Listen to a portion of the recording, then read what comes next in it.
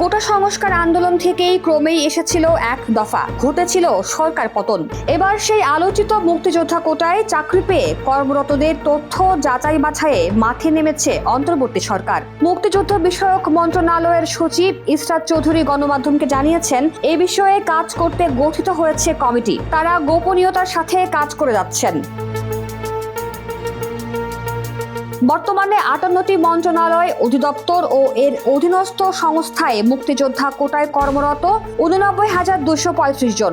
কর্মরত এসব সকল ব্যক্তিদের তথ্য উপাত্ত যাচাই করবে সরকার। মুক্তিযুদ্ধ বিষয়ক মন্ত্রণালয় থেকে বিভিন্ন দপ্তর সংস্থার কাছে তথ্য চেয়ে চিঠিও পাঠানো হয়। এরই মধ্যে একটি প্রতিষ্ঠান বাদে 58টি মন্ত্রণালয়, অধিদপ্তর ও এর অধীনস্থ বিভিন্ন প্রতিষ্ঠানে মুক্তিযোদ্ধা কোটায় কর্মরতদের তথ্য জমা পড়েছে।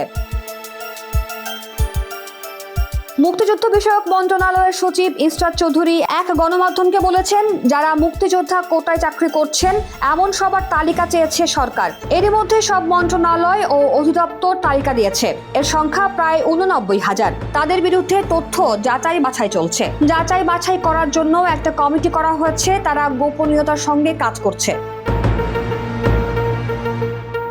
বিগত সরকারের আমলে সারা দেশে বিভিন্ন মন্ত্রণালয়ে 30,000-এরও অধিক নিয়োগ দেওয়া হয় মুক্তিযোদ্ধা কোটায়। অভিযোগ রয়েছে, মুক্তিযুদ্ধ না করে অনেকে প্রভাব খাটিয়ে ও দুর্নীতির মাধ্যমে মুক্তিযোদ্ধার সনদ নিয়েছেন। অনেকে ভুয়া সনদ তৈরি করেছেন।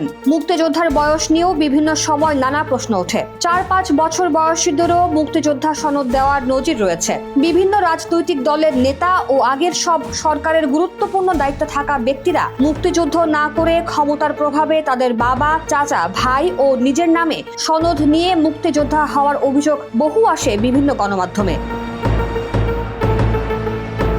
এদিকে আওয়ামী লীগ সরকারের পতনের পর গত 14 আগস্ট মুক্তিযুদ্ধ বিষয়ক উপদেষ্টা ফারুকী আজম বীর প্রতীক মন্ত্রণালয়ের অভ্যন্তরীণ সভায় স্বাধীনতার পর থেকে মুক্তিযোদ্ধা কোটার আওতায় গ্রেড অনুযায়ী কতজন সরকারি চাকরি পেয়েছেন সে তালিকা করার নির্দেশ দিয়েছিলেন।